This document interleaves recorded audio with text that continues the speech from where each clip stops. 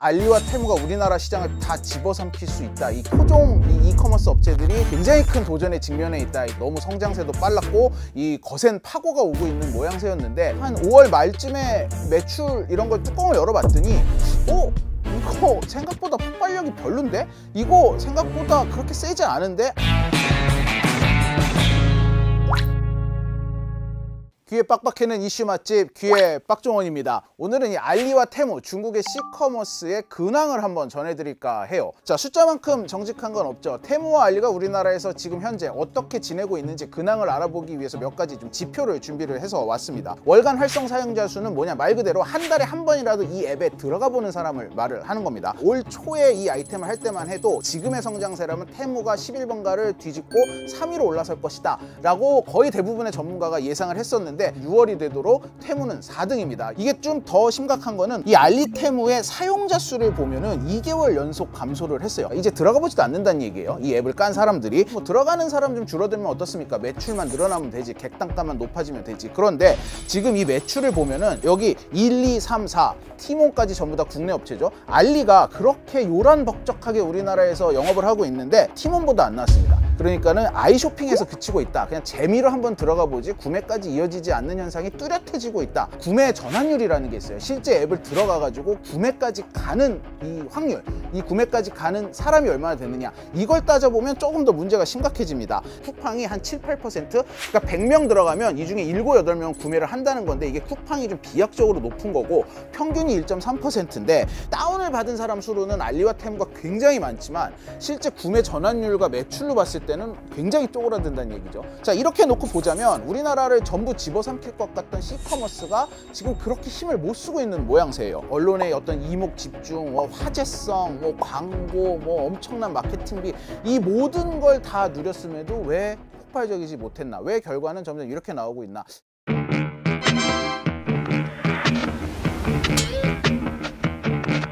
일단 대표적인 게 이 플랫폼 자체의 이미지 문제입니다. 알리나 테무, 중국에서 온 물건들, 근데 너무 싸구려고 품질이 좋지 않고 심지어 몸에 위험하기까지 하다라는 계속해서 자료가 나오고 발표가 나오면서 이 신뢰도가 좀 많이 떨어졌다, 이미지가 좀 많이 떨어졌다, 이런 이제 분석이 있고요. 두 번째는 우리나라 이커머스 업체들이 만만치 않더라. 산자부가 내놓은 4월의 자료를 보면 1년 전에 비해서 올해 4월 달에 오프라인은 매출이 좀 0.2% 정도 떨어진 걸로 나와요. 근데 온라인 매출은 22.2%가 올랐습니다.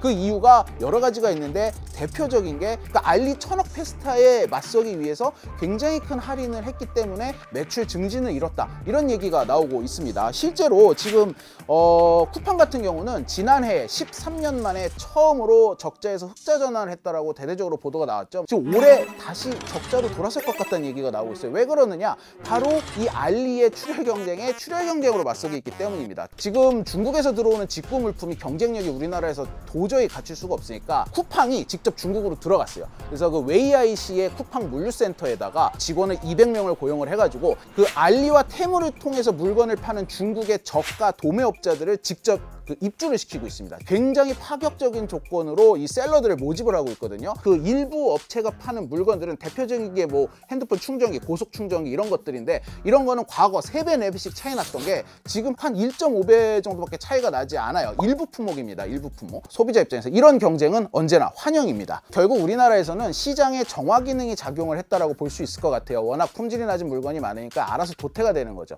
우리나라에서는 그렇고 다른 나라에서도 맥을 좀 못 추고 있나요? 특히 테무 같은 경우는 한국 시장보다도 미국이나 유럽 같은 세계 시장에 훨씬 더 진심이다라고 지난 시간에 제가 말씀을 드렸었죠. 테무의 미국에서의 실적을 보면 여기도 좀 심상치 않아요. 작년까지만 해도 정말 미친 듯한 성장률을 보이던 테무가 미국 시장에서 올해 들어서 갑자기 둔화되고 있다는 보고서가 여기저기서 나오고 있습니다. 근데 약간 우리나라랑은 달라요. 그 이유가 소비자들한테 외면을 받는다기보다는 이 테무 본사인 핀도더의 전략적인 판단이 좀 깔려 있다, 이렇게 보는 사람이 많습니다. 그 가장 큰 이유가 틱톡의 퇴출을 보고 너무 놀란 거예요. 틱톡이 진짜 철퇴를 맞고 지금 미국에서 아예 영업을 접어야 하는 상황에 놓이는 걸 보면서 우리도 미국에서 쫓겨날 수 있다, 큰일 나겠다, 이게 그동안 쓴 이 돈이 전부 허공에 날아갈 수도 있겠다, 겁을 먹었습니다. 이래가지고 정말 천문학적인 돈을 미국의 광고비로 쓰고, 그 다음에 모든 물건을 일주일 안에 배송이라는 약속을 지키기 위해서 15달러를 팔 때마다 7달러씩 적자가 난다라는 이제 분석이 나올 정도로 적자 영업을 하고 있었는데, 최근에 이 돈줄을 조이기 시작했어요. 미국에 더 이상 돈을 쓰지 않기 시작했습니다. 그 다음에 미국에 짓기로 했던 물류센터를 멕시코에 옮겨 짓겠다라는 얘기가 나오고 있습니다. 실제로 테무가 지난해 4분기에 이 전체 전 세계 시장에서 미국 시장에 의존하는 이 매출의 비율이 57%였는데 이게 올 1분기에 40%로 줄었거든요. 근데 이거를 3분의 1까지 줄이려고 하고 있습니다.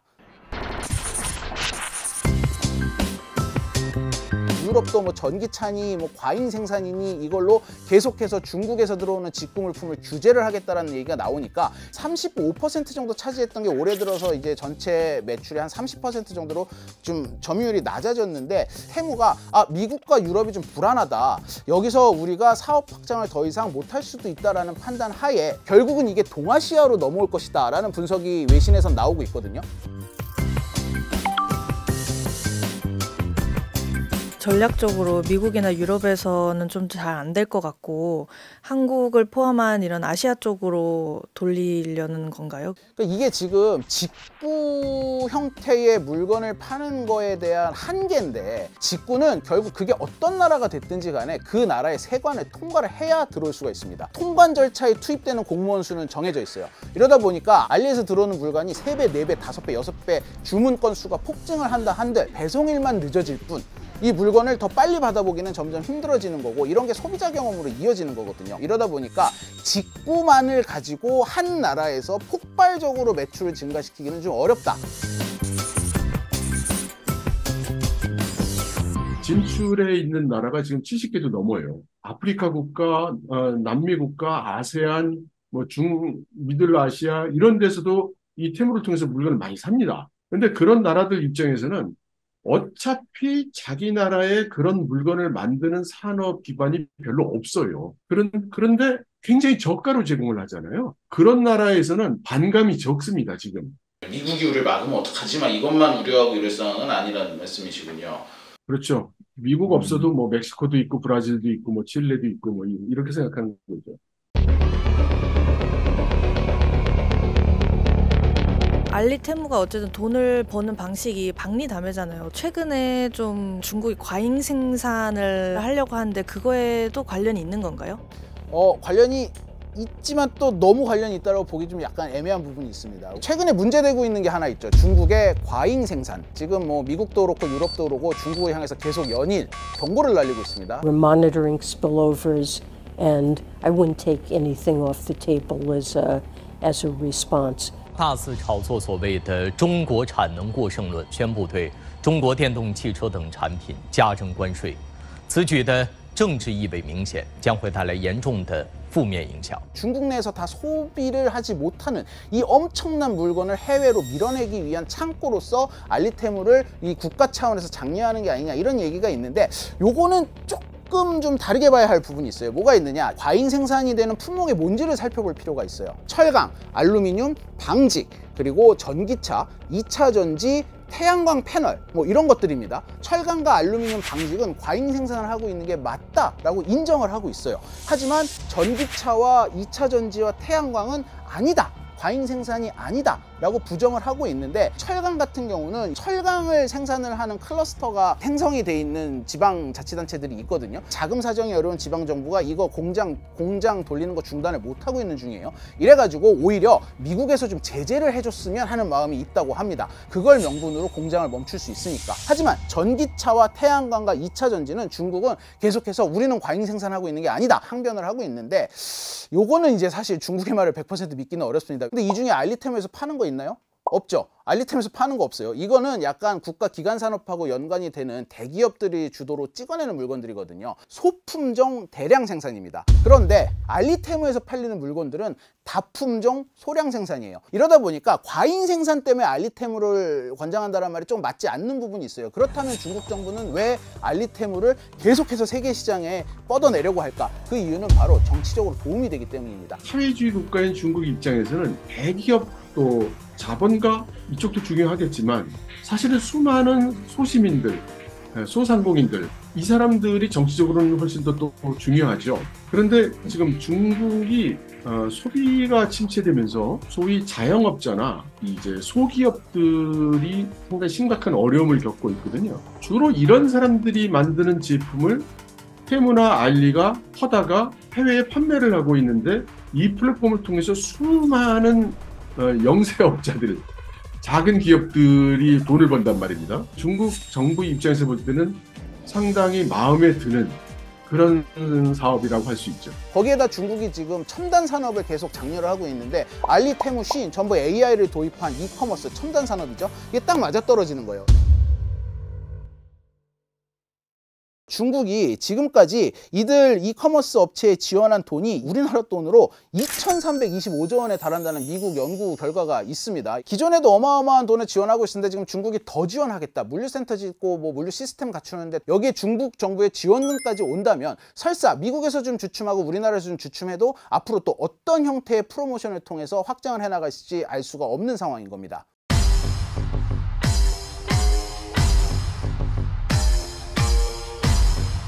이게 과연 우리나라로 들어오면 어떻게 쓰일까요? 이걸 좀 내다볼 수 있는 대목이 있습니다. 지금 알리가 전반적으로 좀 물건이 많이 안 팔린다고 그랬죠. 일단 중국에서 들어오는 직구에 대한 수요도 많이 떨어졌고 품질 이슈가 계속 논란이 되면서 한국의 업체들이 한국관에서 팔고 있는 이 물건들조차도 약간 같이 알리에서는 좀 구매를 꺼려하는 분위기가 나오고 있다. 이 업체들 입장에서 봐도 매출이 좀 많이 나올 줄 알았는데 들어가 봤더니 다른 우리나라 토종 플랫폼과 별 차이 없더라. 뭐 그렇게 유별나게 매출이 더 나오지도 않고 뭐 일부 품목은 오히려 좀 덜 나오더라. 그런데 이런 상황에서 유일하게 알리에서 많이 팔리는 게 있습니다. 바로 너무 의외로 신선식품이에요. 이게 중국 플랫폼이라 신선식품만큼은 사람들이 거부감을 가질 거다라고 생각을 했었는데 물가가 최근에 너무 많이 오르다 보니까 굉장히 초저가 플랫폼이라는 인식을 갖고 있는 알리에 들어가서 이런 신선식품을 구매하는 사람들이 꽤 많이 늘었다. 지금 이런 분석이 나오고 있거든요. 그런데 여기에 한 가지 큰 걸림돌이 있습니다. 알리는 콜드체인을 가지고 있지 않아요. 이 신선식품들을 보관하고 그 온도 그대로 유지하면서 배송을 해주고 이동을 하고 이 모든 시스템이 갖춰져 있어야 되는데 이건 국가의 허가도 받아야 되지 공사가 너무 커서 시스템을 갖추기가 굉장히 어려울 것이다. 이런 얘기가 나오고 있는데 그래서 그럴까요? 알리가 최근에 홈플러스 익스프레스를 인수를 할 거다라는 얘기가 솔솔 나오고 있습니다. 매점 수로만 보자면 이 빅4에 속합니다. 수도권만 따지고 보면 홈플러스 익스프레스 매장이 가장 많아요. 알리가 이 홈플러스 익스프레스를 인수를 한다면 적어도 이 저장고를 갖추는 효과는 가지고 올 겁니다. 물론 이거를 이제 이동하는 데 드는 시스템을 구축하는 비용이 워낙 많은데 이걸 좀 중국이 대줄 수 있다라는 거거든요. 테무 역시도 미국과 유럽에서 이 점점 발을 조금씩 빼고 있는데 알리의 사업 모델을 벤치마킹을 하고 있다고 하거든요. 뭐 모르죠. 아직까지는 그럴 계획이 없어 보이지만 여기에는 이제 중국 자본이 굉장히 많이 투입이 될 수 있다. 이런 전망이 나오고 있습니다. 그래서 도대체 뭐 잘 된다는 거야 안 된다는 거야 궁금해 하실 수 있어요. 뭐 사실 이거는 벌어지지 않은 일을 누가 정확히 알겠습니까? 지금 계속해서 이 알리와 테무 중국 시커머스에 대한 예상이 조금씩 빗나가고 그런데 이런 와중에 중국 정부는 진심을 다해서 이 시커머스를 전 세계에 키우기 위해서 돈을 계속해서 투자를 하고 있단 말이죠. 자국의 이익을 위해서 장기 플랜을 세워놓고 차근차근 치밀하게 이런 거를 이행하고 있는 걸 보고 있는데 우리나라는 지금 내놓고 있는 대책이라는 게 무슨 직구 금지하겠다 이렇게 즉흥적이고 사실 별 효과도 기대하기 어려운 대책들만 지금 내놓고 있단 말이죠. 소비자들이 이런 어떤 기업의 경쟁을 계속해서 누릴 수 있도록 그리고 우리나라의 수출로 먹고 사는 소상공인들은 지킬 수 있도록 뭔가 더 입체적이고 깊은 고민이 담긴 정책이 나오기를 진심으로 바라는 바입니다.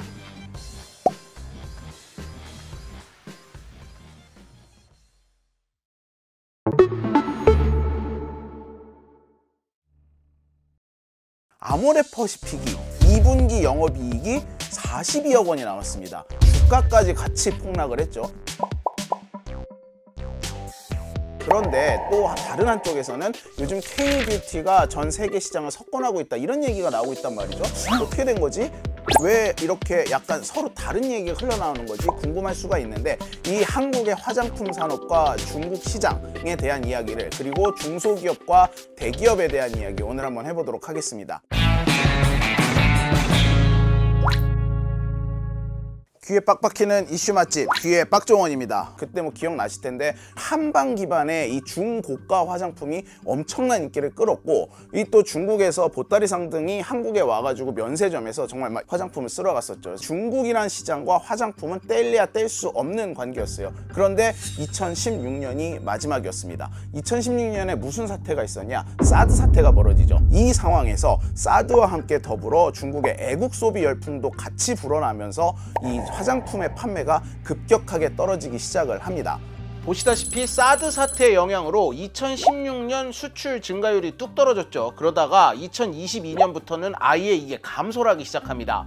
우리나라 화장품의 대기업 하면 두 군데가 생각이 나죠. LG생활건강과 아모레퍼시픽이 있어요. 이번에 둘 다 중국에서 매출이 분명히 타격이 있을 텐데 아모레퍼시픽만 유독 이 기업 실적이 박살이 났단 말이죠. 이 부분에 있어서 이 두 기업의 극명한 영업 전략의 변화가 눈에 띕니다. 일단 아모레퍼시픽은 탈중국을 하기 위한 여러 가지 지금 구조 조정을 하고 있는데, 미국 시장과 일본 시장, 유럽 시장을 좀 공략을 하기 시작을 했거든요. 다른 나라에 투자하는 비용이 많아지고 중국에서 판매하는 물건이 중국 엑시트 전략을 세우면서 많이 줄어들다 보니까 중국에서 화장품 장사 안 된 게 어제 오늘의 얘기는 아니지만 이번 분기에 이 구조 조정을 본격화하면서 42억이라는 굉장히 말도 안 되는 영업이 나오는 걸로 나타나게 된 겁니다. 덩달아서 주가까지 같이 폭락을 했죠. 28%까지 폭락을 했는데 지금 시총이 2조 넘게 하루아침에 날아가 버렸습니다. 일각에서는 언젠가 한 번은 겪어야 했던 홍역이다. 앞으로 다른 나라 시장 개척을 잘 한다면 아모레퍼시픽이 다시 살아날 것이다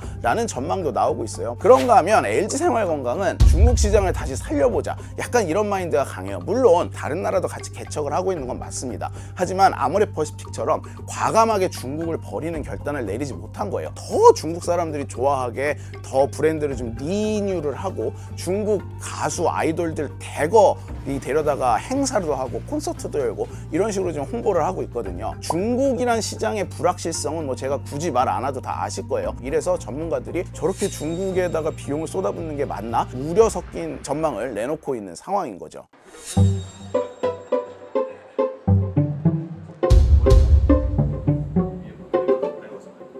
화장품이 우리나라 전체 소비재 수출에서 두 번째로 많은 비중을 차지하고 있습니다. 그런데 중소기업만 따로 떼놓고 보면은 화장품이 압도적인 수출 1위를 차지하고 있습니다. 화장품 산업 자체가 한국의 수출을 견인하는 역할을 하고 있다, 이렇게 볼 수가 있는데 중국 수출 비중은 계속해서 줄어들고 있습니다. 그런데도 불구하고 전 세계에 우리나라 화장품이 갈수록 점점 더 많이 팔리고 있다. 어느 나라로 갈까요?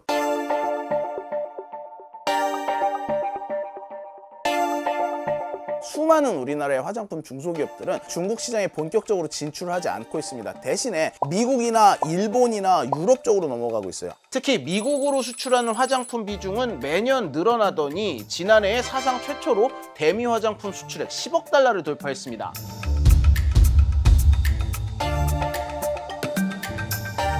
아마존에서 1등 한다는 거 이거 사실 어마어마한 거거든요. 인디 브랜드인 중소기업이 이 1등을 하게 된 거예요. 일본 같은 경우는 전 세계에서 화장품을 수입을 하는 국가 중에 한국이 프랑스를 제치고 1위를 차지했어요. 2012년만 해도 한국과 프랑스의 이 수입 비중이 무려 4배나 차이가 났었거든요. 근데 8년 동안 이걸 우리가 꾸준히 쫓아가가지고 2022년에는 결국 일본 화장품 수입국 1위로 올라서게 됩니다.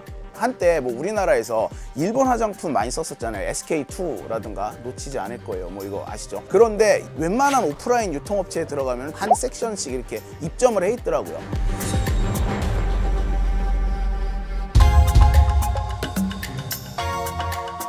화장품이라는 소비재는 굉장히 독특한 특성을 가지고 있어요. 화장품은 고객이 특히나 굉장히 많은 니즈를 표현을 하는 제품 중에 하나예요.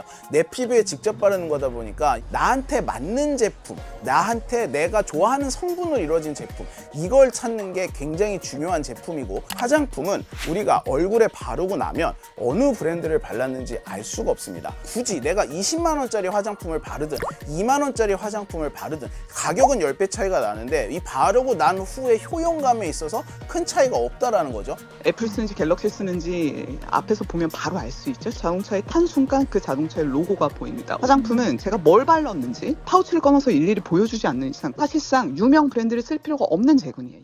아주 초고가 브랜드야 내가 그걸 쓴다는 것 자체로 만족을 얻고 그 정도 살 재력이 되니까는 뭐 사는 분들이 분명히 있긴 하지만, 거의 대부분의 분들은 더 싼 제품인데 나한테 잘 맞는 게 있다? 그냥 자연스럽게 그걸 가는 거예요. 돈이 없어서가 아니라 굳이 거기에 이 많은 돈을 투자할 이유를 찾지를 못하는 거죠. 문제는 꼭 맞는 제품을 찾을 수가 없다 보니 그냥 대기업이 내놓는 것 중에 대충 몇 개 제품 중에 하나를 옵션을 선택을 하는 경우가 많은데, 예를 들면 뭐 이런 거예요. 대기업이 자기네가 만든 주력 상품을 TV로 막 광고를 해요. 이걸 바르면 모든 게 다 좋아질 거다, 뭐 괜찮다, 이렇게 막 광고를 하면 소비자 입장에서는 뭐 100% 다 마음에 드는 건 않지만 이게 대세구나, 이거 요즘 유행이구나 하면서 이걸 보고 따라가는 거죠. 이게 2010년 중반 때까지는 이런 식의 소비 패턴을 보였었어요. 대기업이 주도하고 소비자가 따라가는 이런 패턴. 그런데 SNS와 유튜브 같은 이 신매체의 등장 이후에 급격하게 변하기 시작을 했습니다. 인플루언서들이 제품을 리뷰하고 소개를 하는 세상에서 더더욱 소비자들이 더 많은 영향을 받고, 이러다 보니까는 굳이 대기업 제품을 쓰지 않고 니즈를 맞춰주는 중소기업 제품을 더 선호를 하는 현상이 생겨나는, 정보를 얻고 그를 활용하는 곳이 로드숍, 직영점, 대리점 같은 기존의 오프라인 채널들이 아니라 SNS, 유튜브, 틱톡 등의 정말 다양한 미디어 채널로 확장 이전됐고, 양방향적으로 소비자와 기업이 소통하는 체계가 구축이 됐기 때문에 대형사들이 굉장히 쉽지 않습니다, 사업하기가.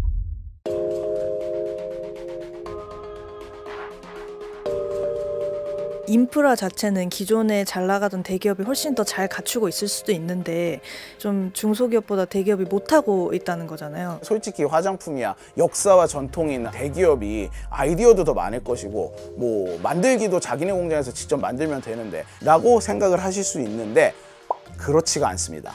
그렇지가 않은 게, 새로운 제품을 만들어내는 데 있어서 수많은 의사결정을 거쳐야 됩니다. 쉼 없이 올라오는 고객의 이 의견과 니즈를 그때그때 충족해가지고 제품 생산의 루틴 같은 게 대기업보다는 중소기업이 적합하게 돼 있다. 이 부분 때문에 우리나라 K뷰티가 전 세계로 뻗어나갈 수 있는 이유가 되기도 하는 건데요. 대부분의 인디 브랜드들은 화장품을 직접 제조하는 공장을 가지고 있지 않아요. 대신에 우리나라에 뭐가 있느냐? ODM 생산업체라고 있습니다. 연구개발, 그리고 기획개발, 동시에 제품 제조, 생산 및 납품까지 원스톱으로 모든 걸 해주는 ODM 산업 구조를 갖추고 있거든요. 이 ODM사들은 초대형 브랜드들도 이미 만들어 본 경험이 있는 굉장히 좋은 기술을 가지고 있는 업체들이다 보니까 짧은 리드 타임에 아주 완벽한 제품을 고품질로 공급을 받을 수 있는 게 되는 거죠. 중국도 잘 돼 있습니다. 중국 같은 경우는 세계의 공장이라고 하잖아요. 하지만 중국 화장품의 한계는 바로 중국이라는 그 두 글자예요. 이러다 보니까 중국이 아무리 제조를 잘하고 빨리 해도 해외로 나가기가 힘듭니다. 그런데 우리나라는 전 세계에서 이런 식의 ODM 시스템이 가장 잘 돼 있는 나라인데, 이 한국의 K뷰티가 다른 K문화와 함께 결합을 해서 굉장히 각광을 받으면서 잘 팔려나가고 있다 보니까 아까도 말씀드렸듯이 중소기업에게 굉장히 유리한 거예요. Feel like this is gonna work. Oh my god. 이거 많이 보셨을 거예요. 이 인플루언서가 바르고 있는 이 쿠션, 이게 바로 우리나라 중소기업 화장품 브랜드인 티르티르라는 회사의 제품이에요. 이 영상 하나로 미국에서 떡상을 하면서 아마존 전체 뷰티 카테고리, 색조 카테고리에서 1등을 지금 하고 있습니다. Oh my god. 저희는 회사의 제품을 고객한테 강요하는 게 아니라 고객이 원하는 제품을 만들어드려요. 우연히 뭐 미국 진출한 지 6개월 만에 1등한 게 아니거든요. 고객 간에 소통을 하면 이런 기회들이 생기는 거고, 정말 피부색, 인종 다 틀리거든요. 출시해놓고 고객의 피드백을 항상 모니터링하고 굉장히 그를 취합한 다음에 변화를 주려고 해요. 다품종 소량 생산을 하는 건데 이 재고 관리 같은 거나 뭐 사업 전략이나 이런 게 있는지 궁금한데. 물론 이 화장품 중소업체들이라고 다 잘 되는 건 아니죠. 대부분의 중소업체들은 처음에 화장품을 팔 때 이 특히 해외 시장에 수출을 할 때 일단 온라인을 통해서 먼저 팔아요. 여기서 대박이 나서 검증이 됐을 때에만 오프라인 매장으로 나가는 전략을 취하고 있거든요. 이게 뭐가 장점이냐? 오프라인 유통망이 필요 없으니까 비용이 절감이 되는 거예요. 티르티르 같은 경우는 아마존에서 1등을 했다고 했잖아요. 1등을 하고 나니까 지금 수많은 미국의 굴지의 유통업체들이 접근을 해가지고 우리 유통망을 이용을 해서 니네 걸 좀 팔아보자 라는 제안을 받고 있어서 수요를 다 따라가지 못할 정도라고 합니다. 반면에 LG생활건강이나 아모레퍼시픽 같은 경우는 오프라인 매장을 운영을 합니다. 대기업이니까 또 등치에 걸맞게 해야 되잖아요. 이런 게 다 비용이거든요. 그리고 지금까지 일본 시장을 공략하려고 두드릴 때 일단 광고 모델부터 보면은 주로 한류 모델들을 썼었어요. 뭐 동방신기도 있고 윤사마, 배용준 뭐 이런 식으로. 그런데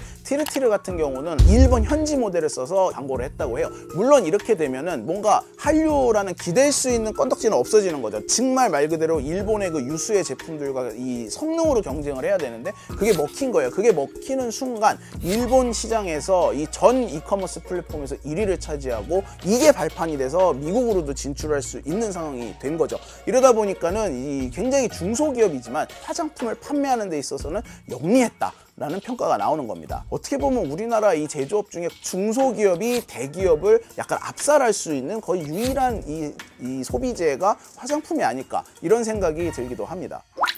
대부분의 분야가 양극화됐다라는 말이 많이 나오잖아요. 소비 양극화가 정말로 눈에 띄게 나타나고 있는 분야가 화장품입니다. 우리가 보통 화장품 하면 올리브영 같은 데 가서 많이 삽니다. 5만 원 넘는 게 별로 없죠. 그런데 백화점에 가서 화장품들을 보면은 굉장히 고가 제품이 많습니다. 아모레퍼시픽이나 LG 이 생활건강이 내놓았던 제품군의 어떤 포지셔닝이 굉장히 애매해졌다라는 부분도 무시할 수가 없습니다. 그러다 보니까 아모레퍼시픽은 요즘 트렌드에 맞춰가지고 코스RX라는 회사도 적극적으로 인수를 했고요. 저가 브랜드들을 많이 만들겠다 이런 식으로 전략을 수정을 하고 있는데 LG 생활건강은 여기서도 기존 방식을 고집하고 있습니다. 중고가 브랜드를 못 버리는 거예요. 핸드폰의 삼성, 자동차의 현대 뭐 이런 것과 다르게 화장품에서만큼은 수많은 중소기업들이 경쟁을 하고 있고 오히려 대기업들이 굉장히 좀 힘든 나날을 보내고 있습니다. 효자 수출 상품인 화장품 업계가 앞으로 어떻게 변할 것인지 그리고 아모레퍼시픽이라는 이 골리앗이 다시 옛날의 영광을 되찾을 수 있을 것인지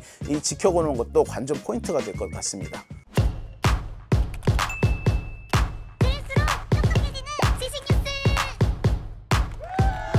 고양이를 부탁해는 여기까지입니다. 다이어트도? 칼로리 신경 쓰지 말고 드세요. 대신에 키토식을 해보세요. 이게 빡종원. 스브스 프리미엄 지금 다운로드하세요.